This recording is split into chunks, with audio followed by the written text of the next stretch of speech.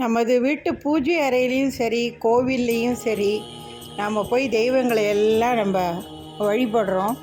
அந்த மாதிரி வழிபடும்போது எந்த தெய்வத்துக்கிட்ட என்ன வேண்டுதல் வரம் கேட்டால் எப்படி நம்மளுடைய பலன்கள்லாம் பூர்த்தி ஆகுன்றதை தெரிஞ்சுக்கோங்க. ஃபஸ்ட்டு பார்த்திங்கன்னா, மன நிம்மதிக்கு சிவனை வேண்டணும். அப்புறம் வீரத்துக்கு முருகனை வேண்டணும். தரித்திரியமில்லாமல் நல்ல செல்வ வளம் பெருகணும்னா குபேரனை வணங்கணும். வீட்டில் எப்பொழுதும் சகல சௌபாக்கியங்களும் ஐஸ்வர்யங்களும் யோகங்களும் நிறைஞ்சு இருக்கணும்னா மகாலட்சுமியை வணங்கணும்.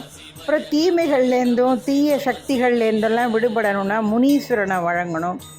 திருமணம் தடையில்லாமல் நமக்கு நல்லபடியாக நடக்கணும்னா விஷ்ணுவை வேண்டணும். ஆரோக்கியமாக ஆயுளோடு இருக்கிறதுக்கு ஆஞ்சநேயரை வேண்டணும். நினைக்கிறதெல்லாம் நடக்கிறதுக்கு ஐயப்பனை வேண்டணும். மனதில் விரும்புகிறவங்கள நினச்சபடி மனம் முடிக்கணும்னா ஸ்ரீராமரை வேண்டணும்.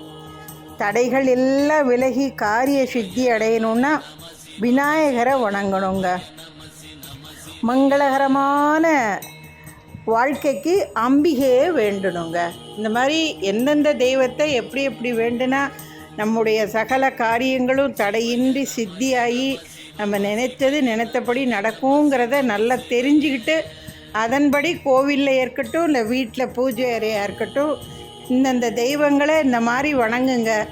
நல்லபடியாக நம்ம வீட்டில் எல்லா சுபகாரியங்களும் சுப நிகழ்வுகளும் சுப சம்பத்துக்களும் அமோகமாக பெருகுங்க. இதில் எந்த விதமான ஐயமும் வேணாம், மாற்று கருத்தும் இல்லை. கும்பிட்டு பாருங்கள்.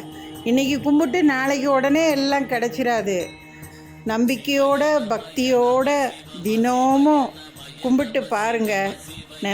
நினச்சபடி நடக்குங்க. இது இறைவன் மீது ஆணை.